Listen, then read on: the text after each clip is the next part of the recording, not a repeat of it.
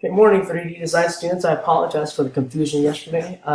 Some of you were confused as to what had to be done. The goal was to apply one texture to your letter, but anyhow, I'm going to give you extra time to work on it today.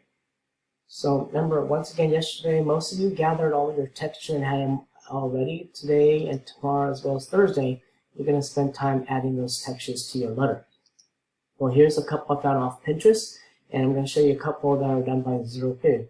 So here's a C, the corrugated cardboard. This is basic. The way you achieve this is to peel off the top layer of the cardboard, and then you glue it directly onto your letter.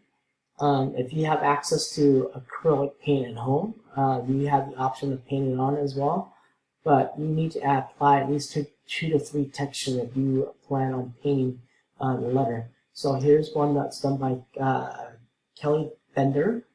Notice how she added her tissue paper around the outside border of her letter. So the goal now for today and for the next couple of days is for Kelly to apply it to the front and the back, as well as the side of her K. And then this one's done by Caitlin Hadley, and this one's also done by Kelvin. So the goal is to go ahead and glue all the textures down. Remember, you have to cover the whole entire thing. The cardboard cannot be shown once you complete your letter. Okay, so anyhow, like I said, just take your time on it. Spend today, tomorrow, as well as Thursday to get it done. And then we'll go and wrap it up with a self-evaluation on Friday.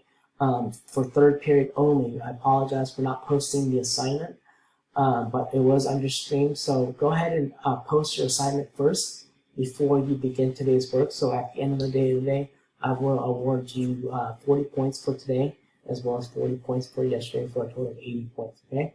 Anyhow, good luck. If you have any questions, please email me. Thank you.